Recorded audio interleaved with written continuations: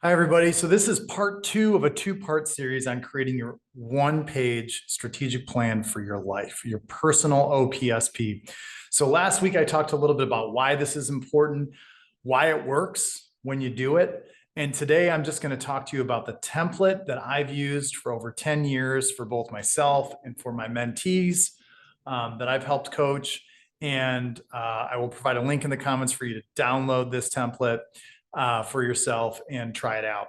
So I'm just going to walk through the different sections. This is an incredibly simple framework. There are 4 parts to it: beliefs, vision, goals, and training. Beliefs, vision, goals, and training. That's it. And they're kind of go in order of importance. Okay. So the first section, and I'm going to share my screen here so you can look at this as we're talking about it. This first section is on beliefs. And beliefs are fundamental for achieving what it is that you want. In order for you to achieve what you want, you have to believe you could do it.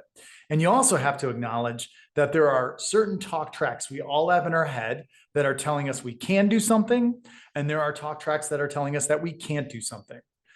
These are known as empowering beliefs and disempowering beliefs. And the first step in this process is acknowledging both of these. So the empowering beliefs are all the things that talk about that you tell yourself you're good at, your strengths, what your strengths are, what makes you you, why you've been able to accomplish the things that you've had. All of us have certain things about ourselves that we're happy with, and that over time, we've built up and through positive experiences and positive feedback cycles. And so this is great because this tells us what good looks like. So we should list out what all these empowering beliefs are. This then puts us in the mindset to be able to then determine what our disempowering beliefs are. And we all have this negative talk track in our head that's working against us. No, I'm very rare. I've never met anybody that doesn't have something that talks about why it is that we suck, why it is that we can't do something. It's a talk track that just creates fear and holds us back from achieving what we want. And almost always these things that we are telling ourselves are not true. They're just bad programming. And we've all got it. So the first step in defining or kind of getting over a disempowering belief is acknowledging that it's there and writing down what all these different disempowering beliefs are. And let me give you a quick example of one. Because what we're going to do next is reimagine those disempowering beliefs and give ourselves a new talk track or new programming to overcome that negative talk track. One of the mentees that I had was a fast up and comer, just moved into a sales role.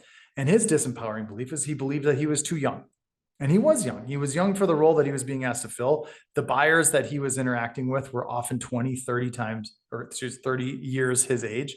And he said, I feel like, I'm in a conference room with these CIOs and they've got all this experience on me. And I'm just sitting there and I feel like I'm just, chomping on bubble gum with a balloon in my hand. And, I just feel like I've got no credibility. And why would these people ever listen to me? And I don't have any of these experiences. And we talked through, well, what are the positive aspects of being young? What is youth? And youth is something that everybody wants. Everybody wants to feel that energy, that wonder. Everybody wants to, think about that experience of like their whole life in front of them, and everything. The world is their oyster, and possibilities are endless, and very typically people that are younger are more in touch with their own generation, and they understand trends from a different perspective because they've got more of an alignment with potentially an audience that others may very much care about and not quite understand as much. So there's a lot of positive aspects of being young, and we could translate that disempowering belief of I'm too young to sell this person to an empowering belief is I have the thing that everybody wants, which is youth and being hip and understanding what the trends are. And therefore, people want to talk to me. They want to hear what I have to say.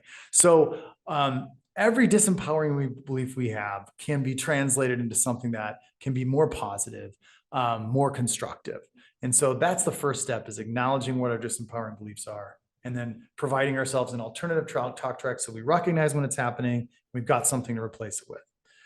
So that's step one. Step two is painting your vision. It's a 3 to 4 paragraph vision of where you're going to be.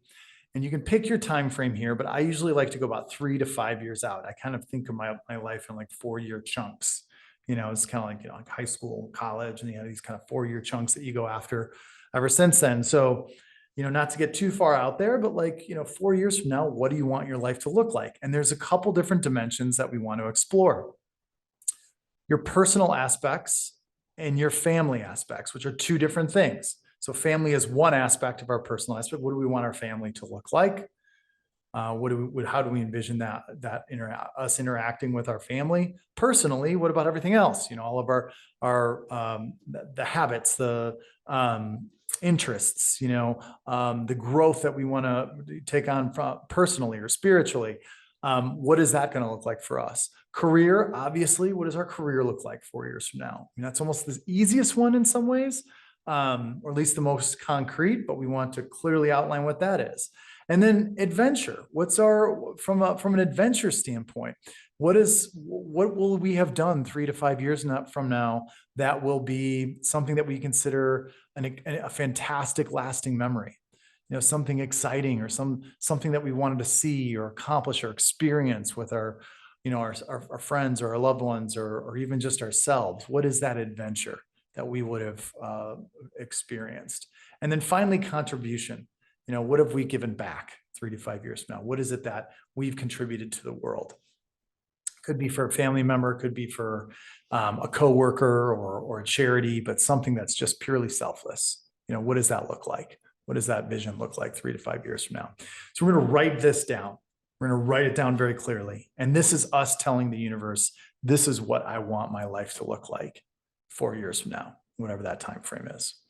And then we're going to take that one step further, and we're going to just identify one goal in each of those areas.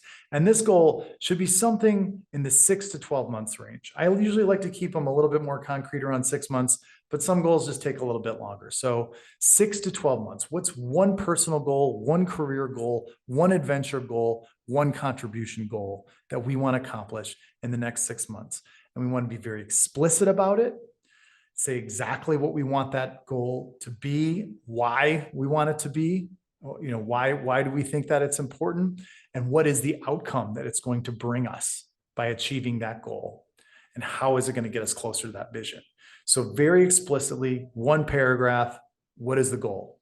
And then finally, we're going to think a little bit about what training or therapy or education we might need in the next 6 to 12 months to accomplish one or many of those goals. This could be professional, personal, physical, emotional, educational. There's a lot of different ways we learn things, but what is it that we're going to need to learn to accomplish one or more of those goals above? We're going to write it down. And this is the best investment that we can make in ourselves. And sometimes companies have training budgets or training programs. And if so, you can take advantage of those. That's great. And if they don't, or they don't align with what you want to do, so what? This is the best investment you can make for yourself. But we want to ensure that whatever this training or education or therapy is going to align with one of those goals, which is going to align with that vision that we've outlined above. And that's how we guarantee that we're going to be spending our time and our money in the right place. And that's the framework. The last piece of it is what are often referred to as must lists, which are just a breakdown of those goals a little bit further, if necessary, on what are the steps needed or the to-dos that have to get done in order to march us towards that goal. I like to use this, particularly with my mentees, because it forces them to break down the goal into kind of, more milestones or chunks. And then we can, be accountable to each other on how we're working, and progressing towards that journey. But a must list for each of those goals is part of the template. And again, this just depends on you and how you get things done, but I found it helpful to be able to break down those things further. So this is a very simple framework, just like the OPSP for your business that we talked about. Very simple framework, starts with the high level, consider the beliefs and values kind of equivalent, the vision very much the same, the goals very much very similar. But at the end of the day, what we're doing here is we're just being intentional. We're being intentional about who it is that we want to be, how we want to feel about ourselves, where is it that we want to go, and how we're going to get there. And just by taking a couple hours to fill this out, you will be amazed on how things start to align and make this happen. But the first step is taking the time for yourself and writing it down. I will provide this link in the comments for you to download this for free. If you've got any questions, feel free to follow up. Otherwise, good luck, and I'll see you next time.